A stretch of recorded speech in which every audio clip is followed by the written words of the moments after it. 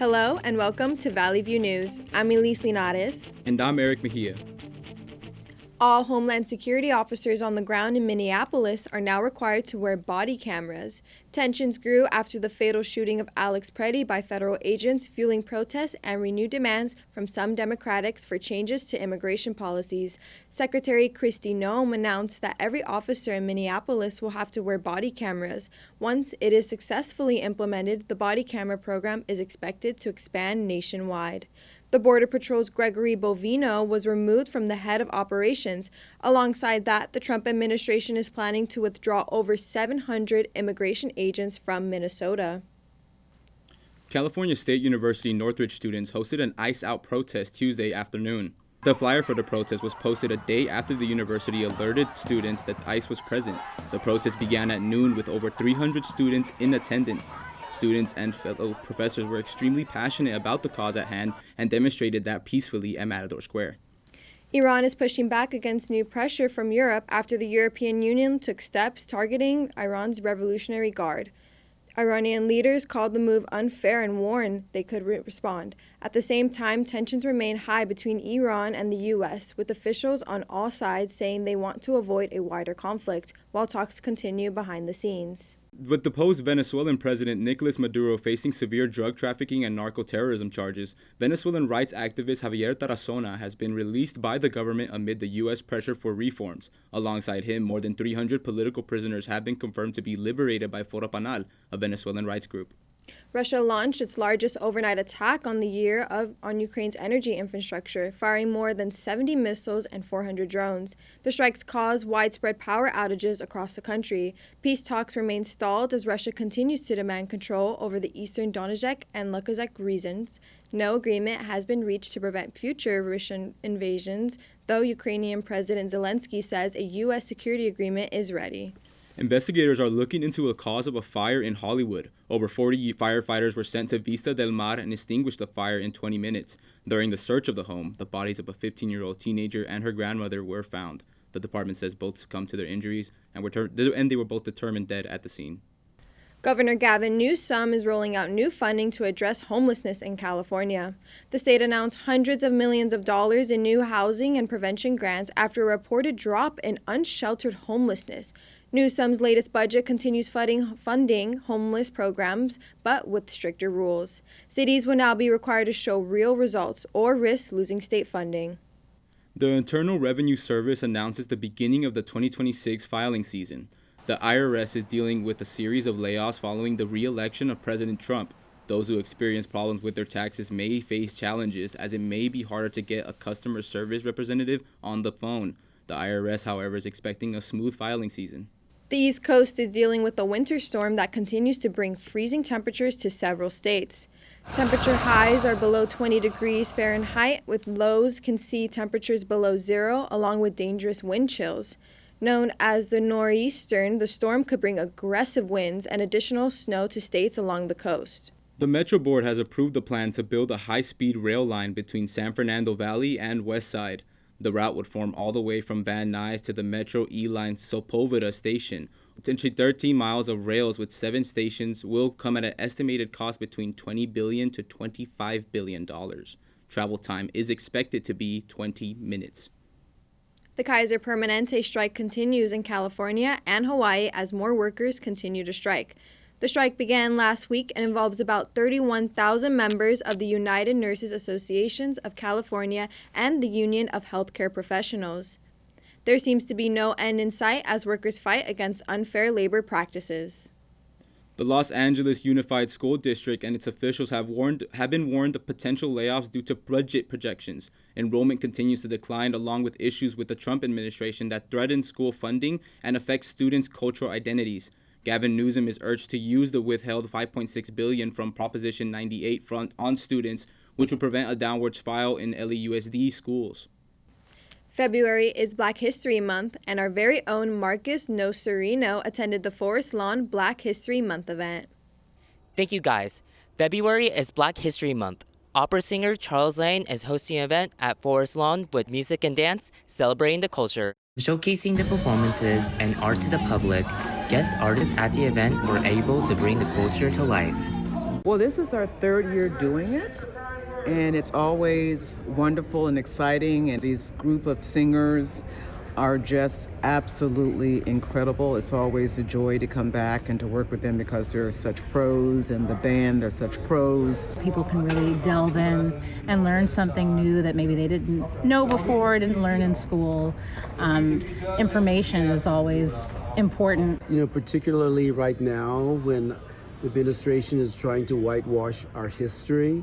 Guests also can have a chance to win some prizes by winning a raffle. I feel that Black History is 365 days of the year, but it is nice to have a month dedicated to Black History. Forest Lawn's Black History event was free to the public for guests to celebrate the African American experience. From Glendale, I'm Marcus Nocerino for Valley View News.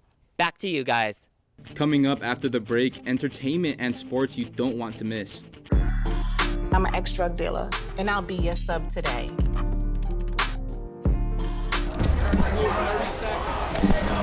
Two milligrams of fentanyl can be lethal. A lethal dose is in here. Who gets it, I won't know. It's cheap, it's potent, and it's profitable. The sad reality is fentanyl is being mixed into everything now. More kids should know. In 4 days. There was an old woman who lived in a shoe. She had so many children.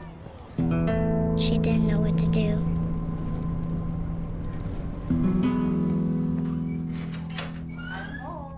Did you have a good day at school? She gave them some broth without any bread. There you go.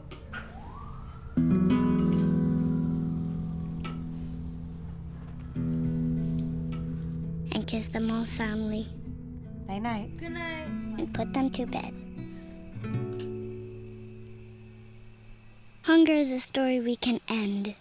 End it at feedingamerica.org. Welcome back. I'm Elise Linares. And I'm Erick Mejia, and we still have plenty of news for you. From the Grammys to the box office and beyond, here's what's making headlines in entertainment. The Grammys were an opportunity for many artists to advocate against ICE violence in the United States. Bad Bunny made history as the first Latino artist to take home Album of the Year for his album Debí Tirar Más Fotos. His speech addressed the current events taking place in the U.S. right now. The night also featured performances from all the nominees for Best New Artist. Even after winning 5 Grammys last year, Kendrick Lamar continues his win streak this year with Record of the Year for his collaboration with SZA in the song Luther. The artist formerly known as Kanye West took out a full-page ad in the Wall Street Journal. Ye apologized for years of controversial comments and behavior in the letter. He called his past anti-Semitic remarks and outbursts wrong and said he lost touch with reality. Ye attributed some of it to his long-term health struggles and said he's committed to taking responsibility. Despite being shown in limited theaters, Charli XCX's A24 film, The Moment, is the third highest limited film debut since the pandemic. The artist plays herself with fictional elements while preparing for her tour. The Moment features current pop culture icons and the music from her album, Brat. The film sold out more than 60 shows after being out for just less than a week. Netflix is taking live entertainment to new heights. Rock climber Alex Honnold streamed the live climb up Taiwan's Taipei 101 real-life climb into must-watch television. Fans around the world tuned in and watched the climb unfold in real time from start to finish, and yes, he made it to the top. The streaming wars are heating up. Paramount is asking Warner Brothers Discovery shareholders to vote against Netflix's proposed deal. The company has filed new materials with regulators and extended its offer to keep the fight going. For now, Warner Brothers board still supports Netflix's all-cash offer, but the battle for the studio is far from over. Super Bowl 60 is this weekend, and we have Luka Chkhaidze with us covering the noise surrounding this year's game and halftime show. With the Super Bowl just around the corner, excitement is building, not only for the game itself, but for Bad Bunny's highly anticipated halftime performance. Across the city, local neighborhoods are getting ready to welcome family and friends, placing their predictions on which team will take home the Vince Lombardi Trophy and counting down to Bad Bunny's performance on the biggest stage in sports. Hey, I can't wait for the Super Bowl. The halftime shows are epic, and if the 12th man comes for the Seahawks, it's going to be even better.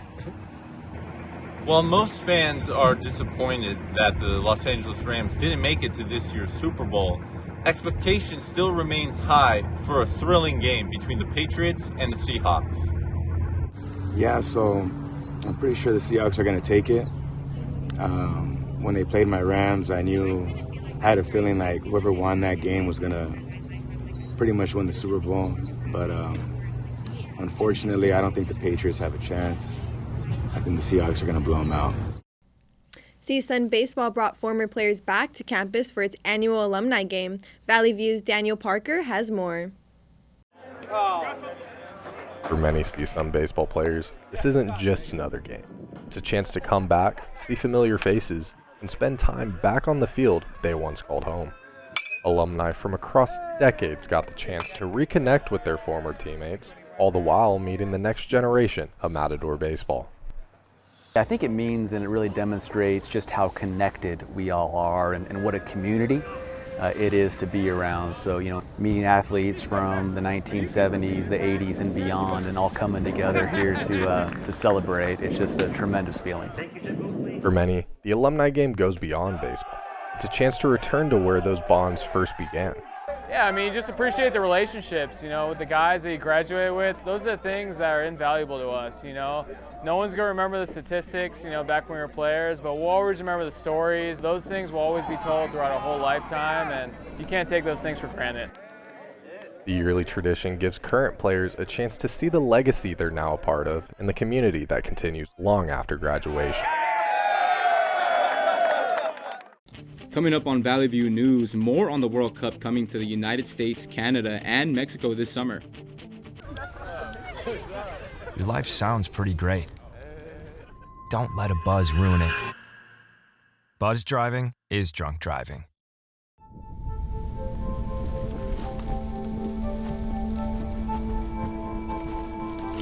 Eva Marie smoked 12,000 packs of cigarettes over 15 years.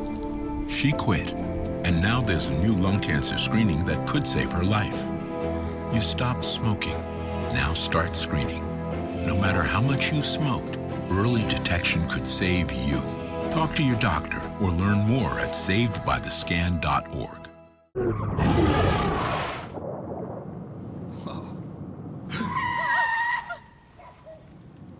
Eyes forward. Don't drive distracted.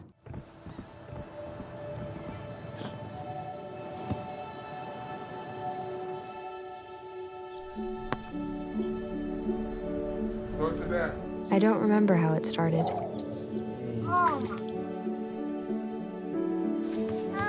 Our back and forth. Victory. Fumble. Repeat. It always came back. Dad! Okay, here we go, throw it! Yeah. You probably don't remember what you told me, That was perfect. but I heard every word. Nice.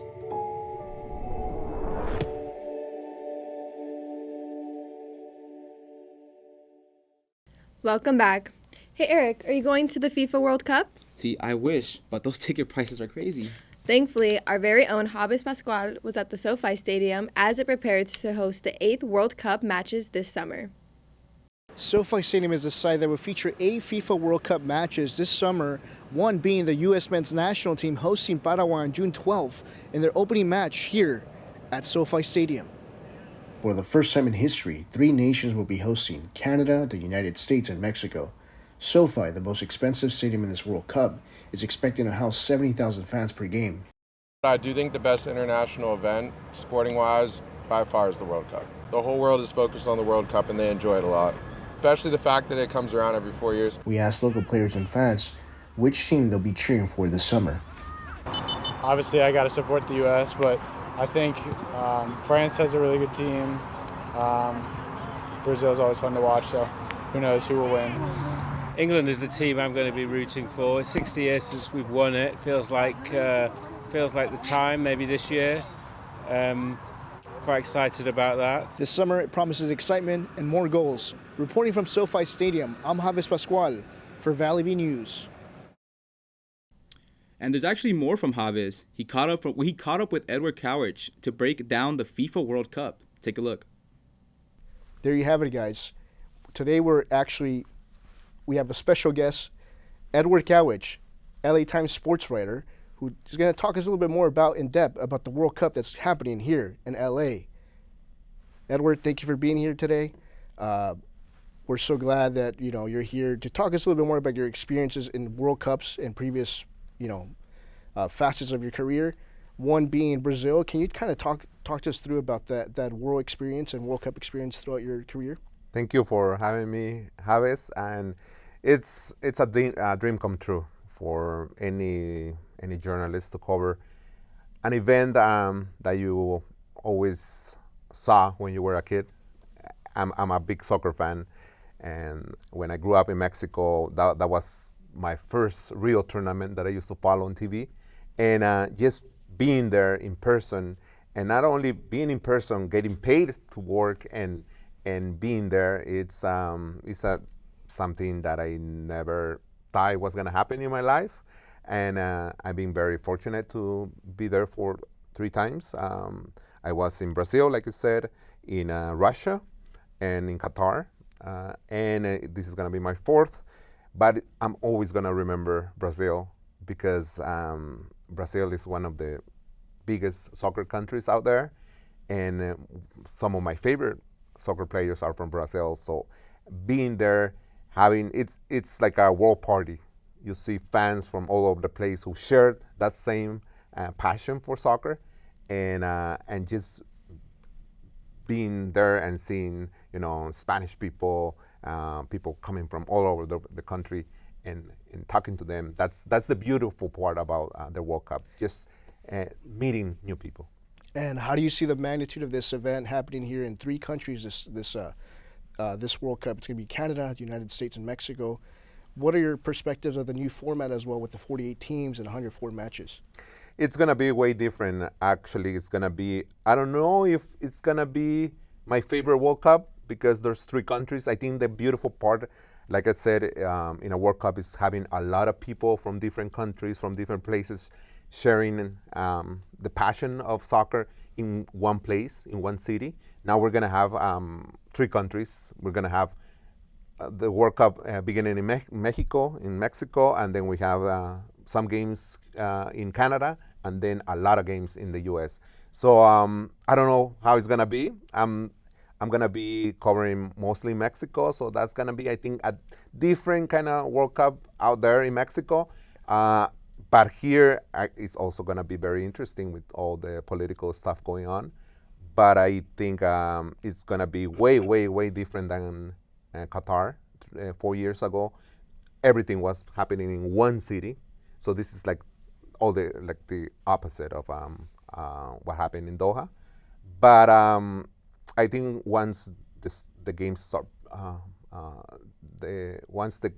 happening, and there's people talking about the sport, I think it's gonna be everything is gonna be united, and people are gonna be paying attention to the game. And then Edward, one of the questions that I have, who do you see kind of going through the rounds and seeing expectating of teams who are progressing throughout the tournament? I think the favorites are always, I think Argentina. People are not talking that much about Argentina. They're talking more about Spain. They're talking more about France and other teams, Portugal, even Morocco. They're talking about it. But I think Argentina can win it again, and Messi is gonna be there. And Brazil, nobody talks about Brazil a lot. They're being kind of disappointing in the last World Cups, but you can never, they're always a very, very dangerous team. But I think it's going to be Spain and in Argentina or France. Do we expect anything from the host nations like Mexico, Canada, the U.S.?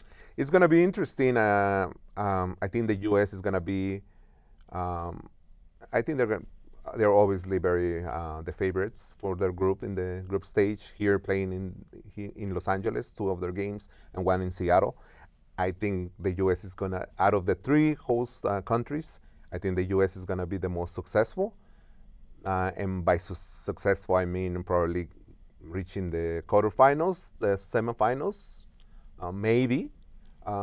Mexico, I think they're going to have a lot of fans out there rooting for them, and it's going to help them.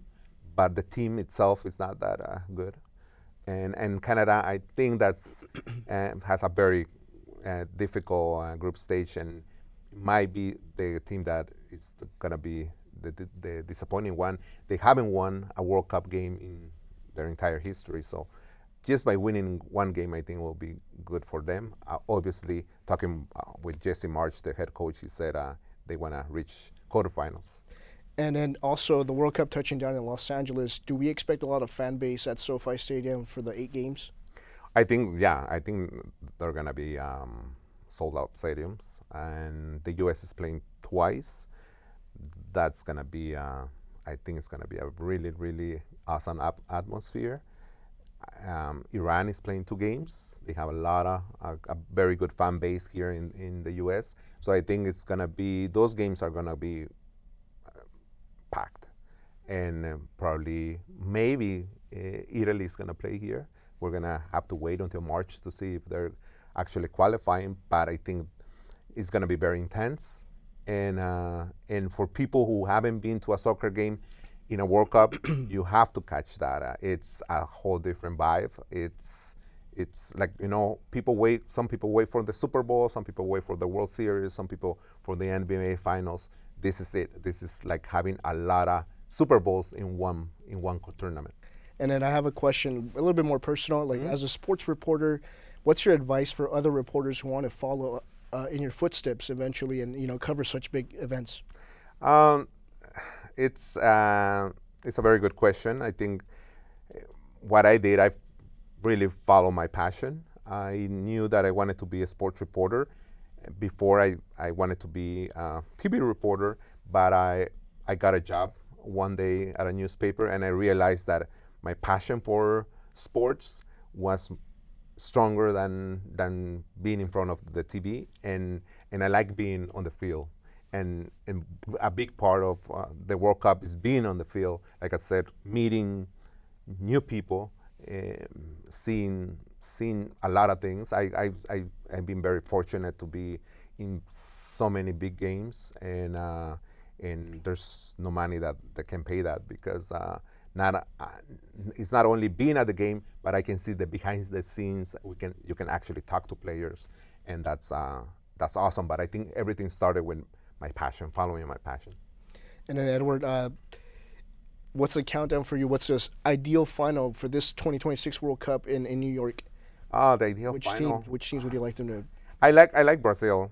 I've always been a big fan of Brazilian soccer, and I think it's time for some players like Vinicius, like Rodrigo, to step up and actually win the World Cup. The last time the World Cup was played in the U.S. was in '94, and Brazil won it against Italy in Pasadena, very close from here. And I remember that I was I had months in the U.S. I couldn't attend a game back then, but I became a big fan of Brazil. Yeah, I think Brazil is one of those countries that do have like the roster and the depth, and even the coach, who's Ancelotti. And I do think they have the depth. But yeah, I kind of understand where you're going with Brazil being a champion here in 2026. And then Edward, last question. Where can we follow you on social media? If you have any social media, people could follow you. People could see your work. Where can we follow you? You can follow me on Mayan Tiger. That's you can see me on Instagram. You can follow me on X, on TikTok. I'm a big fan of TikTok, so yeah, follow me there. I'm gonna be posting my adventures in the World Cup, and like I said, I plan to be there for the group stage, Mexico, following Mexico, in Mexico City and Guadalajara. Will you be vlogging all your trip down there to Mexico? Yeah, it's gonna be fun. Like I said, I covered 3 World Cups, but they're always different, and this one is gonna be way different. And I was born in Mexico, so it's gonna be very special for me also to have that tournament at home. And fan base in Mexico, Canada, and U.S. are completely different, correct? Oh yeah. They live in a World Cup. I'm gonna be biased here, but I think Latino fans are the ones who bring the party. You're gonna see it. They live soccer very differently. You can see it with Argentinians. You can see it with Brazilians. They all live it very differently. But you're gonna see how each fan base, like you said, they experience the World Cup. And I'm not saying that some people don't experience it as well, but yeah, they have really good fan bases. The U.S., I think the sport in the U.S. is gonna grow a lot with this World Cup. In '94, we didn't even have a league, so you can imagine in all these years, the sports has grown a lot. Yeah, the growth of soccer in the United States has grown a lot, and I feel like the 1994 World Cup actually established that going forward. And 20 years later, like we see 2026, and I see a lot of MLS teams growing from that. So, and not only that, but the base players of like the U.S. having that roster from MLS core goes into depth. Edward, we just also want to thank you for your time today. I appreciate you coming here. Aside of that, it's an honor to be here next to you, and thank you again for your time. Oh, thank you for inviting me. Thank you, Javes. Before the World Cup starts this summer, South Florida got the party started as Gasparilla proved once again, rain or shine, Tampa knows how to celebrate. Even with the chilly breeze and lighter crowds than usual, Gasparilla proved once again it doesn't take perfect weather to throw a perfect pirate party. Thousands still lined Bayshore, beads still flew through the air, and Tampa showed up, jackets, scarves and all. From decked-out ships sailing into the bay to fans bundled up along the route, the spirit of Gasparilla was alive and well. Even if the wind had a little attitude this year, crews waved, pirates posed for photos, and families made the most of a cooler than usual celebration. Food vendors stayed busy, cameras kept clicking, and kids chased beads like it was a treasure hunt. Some spectators even joked that the cold helped the beads fly farther. And for locals, that's just part of the charm because whether it's sunny, windy, or somewhere in between, Tampa knows how to show up for its favorite pirate tradition. We'll take the beads, the memories, and maybe a cup of hot chocolate next time. So whether you came for the spectacle or the snacks, you left with a story and maybe a souvenir or two to prove you survived another Gasparilla. That's all for us today on Valley View News. I'm Elise Linares. And I'm Erick Mejia. For updates, follow our YouTube channel at Valley View News and our Instagram page at Valley View News CSUN. Thanks for watching.